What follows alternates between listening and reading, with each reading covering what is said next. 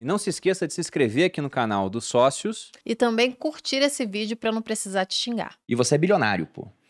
E você é novo, você tem 50 anos. Não, eu tava discutindo aqui, que eu falei que a gente tava discutindo antes do episódio, eu e o Bruno, eu falei, Flávio, não se assuste, de vez em quando a gente traz casos de família, que é pro pessoal, né, ficar mais à vontade. Se identificar. Gerar identificação no público. Daí eu falava, eu tô casada há 30, você falou? Vai fazer 30 Vou fazer 30 anos. agora Vai em dezembro. fazer 30. Eu falei, não, você casou então com quantos anos? Aí ele falou, eu casei com 20. Eu falei, tá bem, tá muito bem.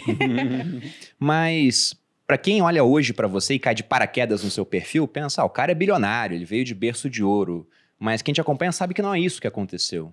Você cresceu em Realengo, do Rio de Janeiro, é isso? Bairro Jabu. Jabu? É Realengo, depois vinha Padre Miguel, depois vinha Bangu, A depois gente vinha Rio morava da em Prata. Realengo.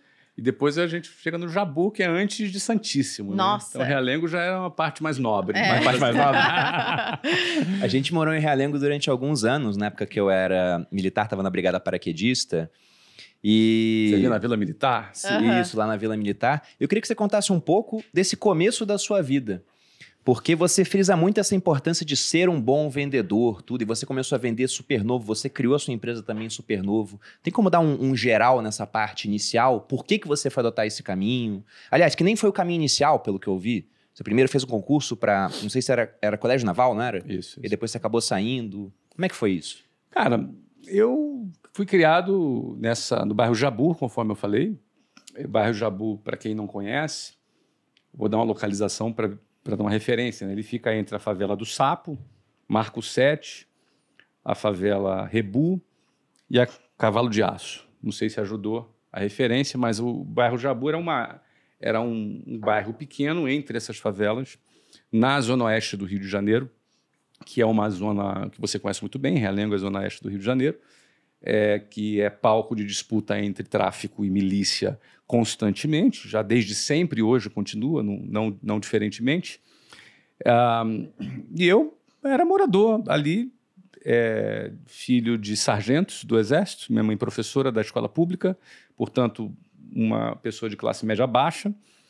Nunca me faltou comida, nunca passei essa dificuldade, porque meu pai era sargento do Exército e minha mãe professora, tinha ali um saláriozinho que era pequeno, mas a gente tinha o básico, né? A gente tinha ali uma vida tranquila.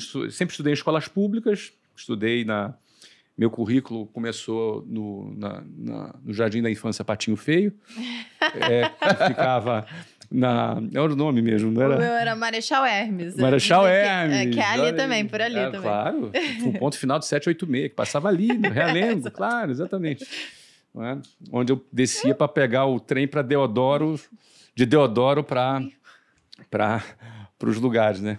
Que houve? Tá uma aranha nela. Bicho na minha cabeça, gente. Imagina. Mas você viu que eu não fui escandalosa, tá tudo certo. Muito bem, ao vivo. Foi mal. Por favor, continue. Desculpa, Flávio. Imagina. Então, estudei, estava falando do meu currículo, né? Você falou minha bio no início, deixa eu falar meu currículo agora. Então, começou ali na Jardim da Infância Patinho Feio, que ficava em Madureira. Nessa época eu morava em Oswaldo Cruz. Aí eu fui expulso desse Jardim da Infância. Não era um rapaz, não era uma criança muito quietinha, entendeu? Eu fui convidado, né? Foi o primeiro convite para eu me retirar que eu recebi na vida. E aí minha mãe me tirou dali, quer dizer, me tirou, teve que me tirar dali. E aí eu estudei no antigo internato. Não, internato não, é externato São Judas Tadeu, que virou Santa Mônica, também lá em Bento Ribeiro. Depois a gente se mudou para o bairro Jabu, eu tinha acho que 6, 7 anos de idade, e comecei a estudar na Escola Municipal Jorge Jabu. Depois eu fui para a Escola Municipal Abraão Jabu, onde eu fui até a 8ª série. Saí, fui para o Colégio Martins, depois fui para o Colégio Naval, de onde eu também fui convidado a me retirar no final do 2º ano. Gente. Fui gentilmente convidado a não renovar a minha matrícula para o 3º ano. Problema disciplinar? Era comportamento ruim?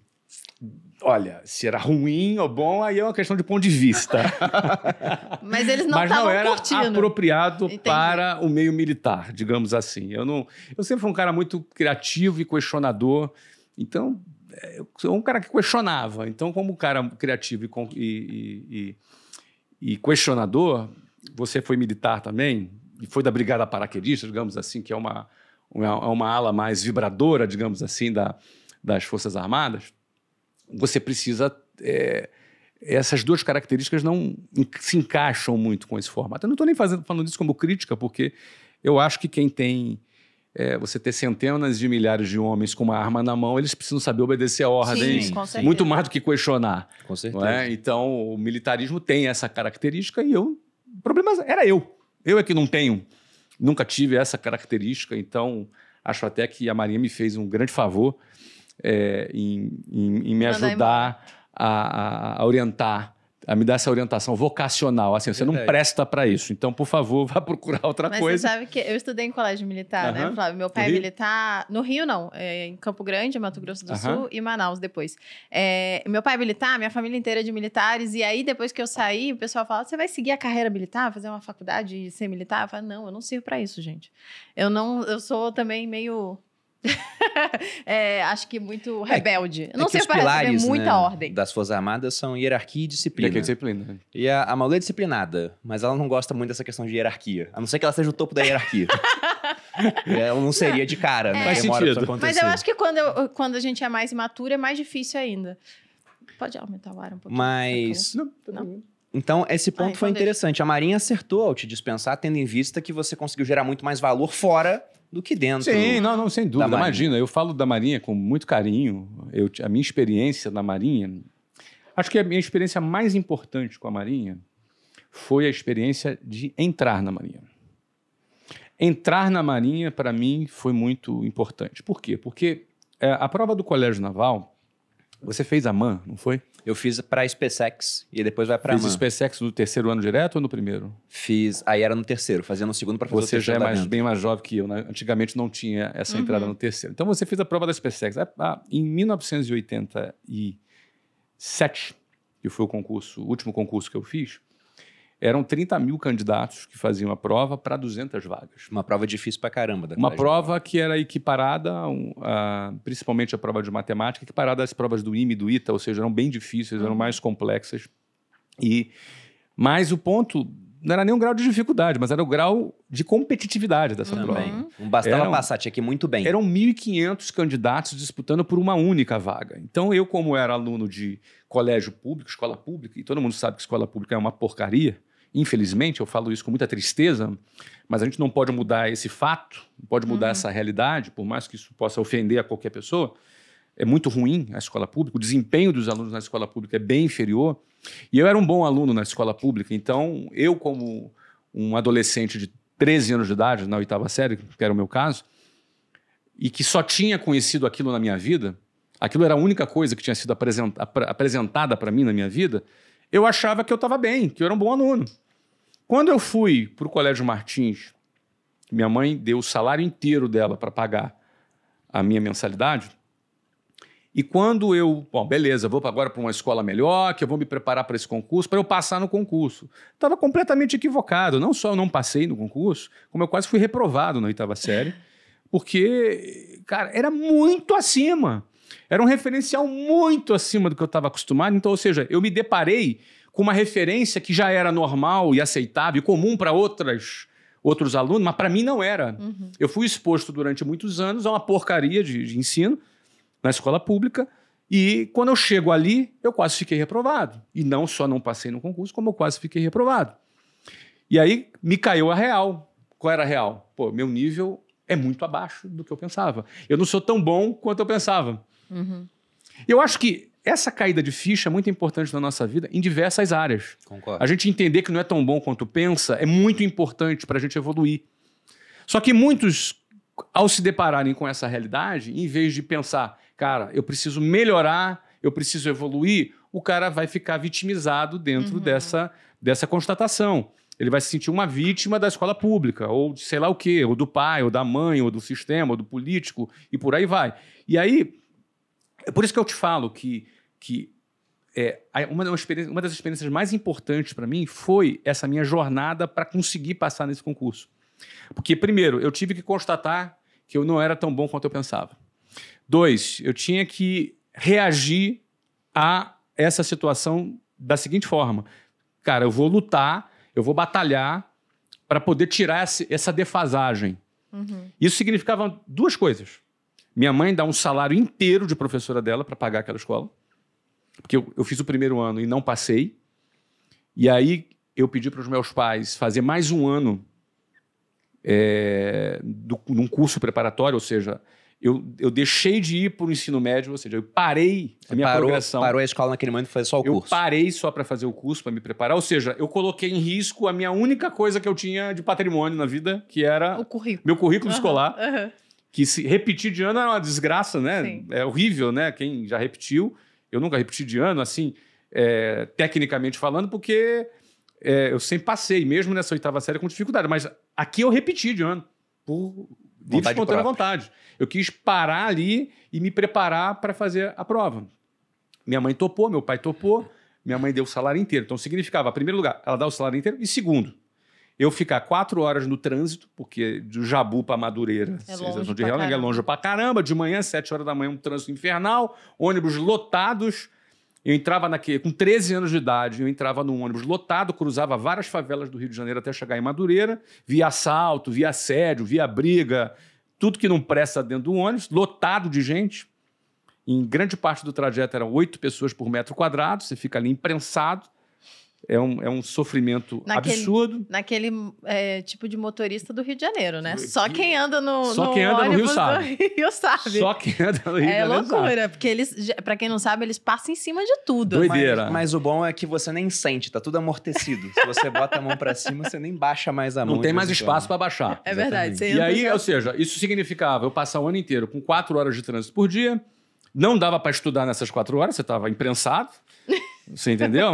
Não tinha como ouvir um podcast, porque não existia nem celular nessa época. Verdade. Ou seja, eram 4 horas improdutivas de sofrimento até você chegar na escola. Quando chegava lá na escola, eu tinha que, cara, ralar para tirar a diferença. Aí o segundo ano que eu fui fazer, cara, estudei muito. Estudei como nunca tinha estudado na minha vida. Aí olha que eu tinha ralado um pouquinho para estudar, para conseguir passar no ano anterior, mas assim, eu estudei muito. E chegou no final do ano, eu não passei de novo. Olha, não passou na segunda vez. Não passei na segunda vez. Eu não passei de novo.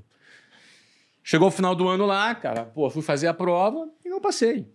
Teve lá uma matéria que eu não fui bem, me dediquei muito à matemática, porque era mais difícil. E aí, português, eu não passei. Não é? E aí, foi aquela frustração. Era um ano inteiro. Agora, só no outro ano era a prova de novo. E aí, eu não passei. Agora, no primeiro ano, dos 30 mil colocados, acho que eu fiquei entre os 25 mil primeiros. Nesse segundo ano, eu fiquei entre os 1.500 primeiros. Eu falei, tô melhorando. Eu percebi progresso. E aí, sentei de novo com meus pais. Olha, eu gostaria de fazer de novo. Isso significava, número 1, minha mãe dá de novo o salário dela inteiro. Nossa.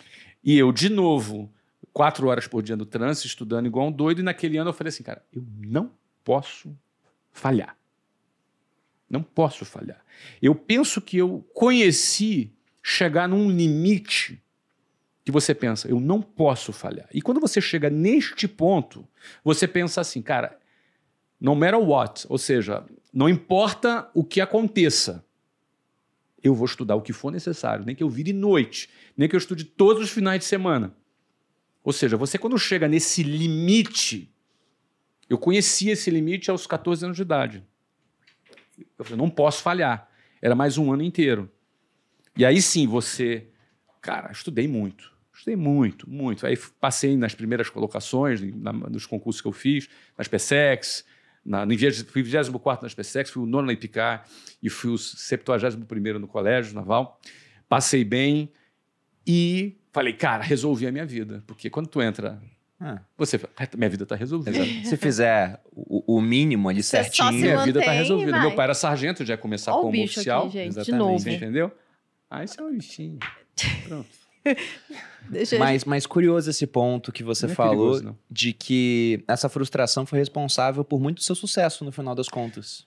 Me ensinou muito, Perini. Primeiro, o que eu aprendi? Bom, só para resumir para quem não entendeu, é o seguinte. Aí eu passei. No primeiro dia na Marinha, eu falei, isso aqui não é para mim. Primeiro dia. Depois de 3 anos tentando. Você tá zoando. Mas você falou isso pros seus pais? Porque eu fico imaginando a cabeça deles assim. Segurou a onda, porque eles também tinham essa cabeça de que resolveu a vida. Eu acho que no Rio tem muito disso, né? Que o funcionarismo público vai resolver. Eu acho que é uma mentalidade comum lá. Mas no primeiro dia, olha, não tô tem exagerando no capital não. federal também, né? Então tem muito foi capital, Então, no primeiro dia eu falei, isso aqui não é pra mim. Só que assim, eu não tinha essa certeza. Eu rejeitei. Mas tinha uma coisa antagônica. Isso, o bichinho já foi embora. Tinha uma coisa antagônica na minha cabeça que era o seguinte: eu gostava do prestígio. Porque no bairro fiquei super conhecido. Não é? Assim, na minha rede social orgânica, eu ganhei um monte de seguidor. Você entendeu? Em 1988 não tinha rede social, mas a rede social era orgânica. Sim. Você era um oficial da Marinha. O cara que vai ser oficial da Marinha. Né? A rua de casa, as ruas todas, porque... Enfim, tinha um certo prestígio que eu gostava, portanto, eu gostava de ser prestigiado, isso era uma característica que eu já tinha naquele momento. Número 2, meus amigos lá dentro, você faz amizades muito legais, então aquilo ali era um vínculo que tu tinha, mas a filosofia, a compreensão do que era o modelo militar, e que, repito, tem que ser dessa forma, não se encaixava comigo. E aí, você tem duas situações. Ou tu sai, você sai. Na realidade, você só tem uma opção. Você sai. Na minha cabeça adolescente, minha cabeça juvenil, eu achava que eu podia mudar alguma coisa, sabe? Enfim, foi muito boa a experiência de ter passado. Porque essa experiência me mostrou algumas coisas. A primeira coisa é que eu consigo tirar qualquer diferença que exista. Eu consigo atingir o que eu quiser se eu me predispuser a me dedicar ao que for necessário. Que foi o resumo de eu ter sido aprovado em 3 anos, saindo da escola pública, era o seguinte: era coragem para pôr em risco meu tudo, que era a minha carreira acadêmica, porque eu parei 2 anos. Coragem de investir, isso incluiu a minha mãe investindo, porque ela tinha 2 empregos, minha mãe, ela dava 100% de um dos 2 empregos dela. A minha disposição de enfrentar 4 horas de trânsito diariamente por 3 anos seguidos e para eu estudar bastante e me dedicar para conseguir chegar lá. Então, se eu conseguir aquilo, que na minha opinião era muito improvável, essa lição, para mim, ela ficou muito forte, ela foi muito importante na minha vida. Até hoje ela é importante, porque a gente tem a tendência a achar que é vítima, quando a gente pode tirar qualquer diferença com alguma estratégia, com a dedicação, com alguma estratégia que a gente enxergue. Então isso para mim foi muito importante.